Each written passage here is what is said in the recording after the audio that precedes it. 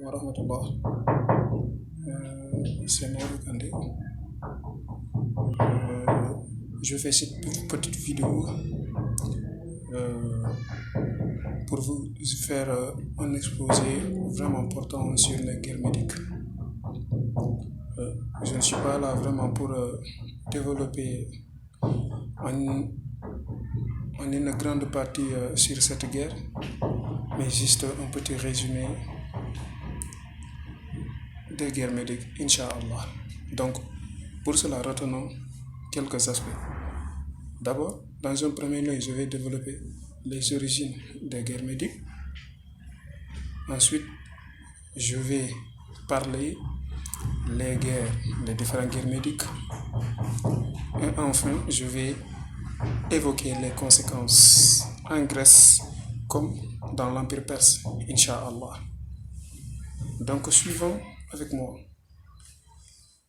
Les guerres médiques, ce sont les affrontements qui ont opposé entre une coalition des cités grecques et l'Empire perse.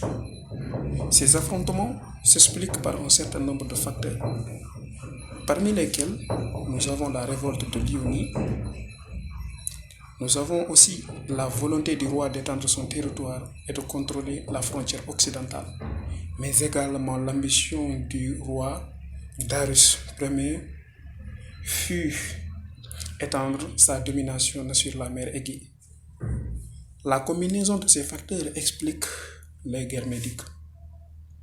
La première guerre médique, qui a commencé en moins 492, prend fin en moins 490.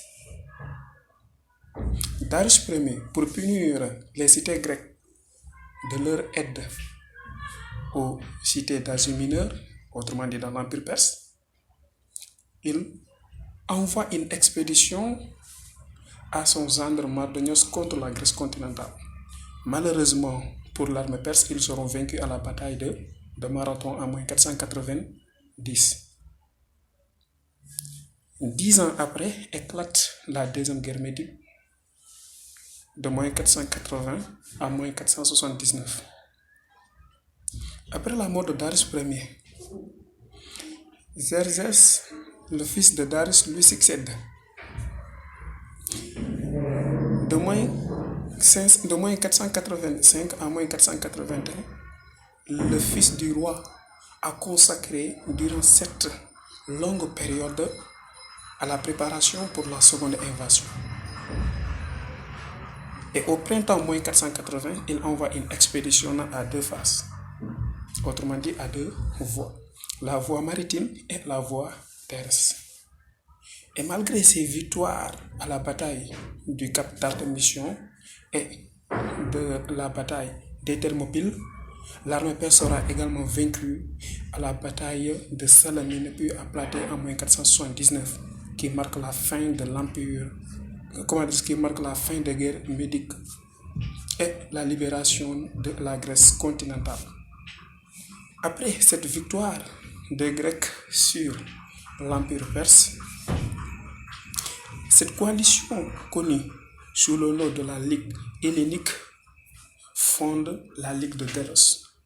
À la tête de cette ligue émerge la cité Athènes, qui désormais influence sa domination sur la mer Égée. Cette hégémonie athénienne va créer des frustrations non seulement au sein de la Ligue de Délos, mais aussi à l'extérieur, autrement dit dans la Ligue de Péloponnèse, au sud de la Grèce continentale. C'est la guerre de Péloponnèse entre Athènes et Sparte en moins 431, qui s'est terminée en moins 404. De l'autre côté, dans l'Empire perse, on assiste à des révoltes, des révolutions. Lorsque Xerxès arrivait au pouvoir, au lendemain de la mort du grand roi Darius Ier, l'Égypte a révolté pour obtenir son indépendance.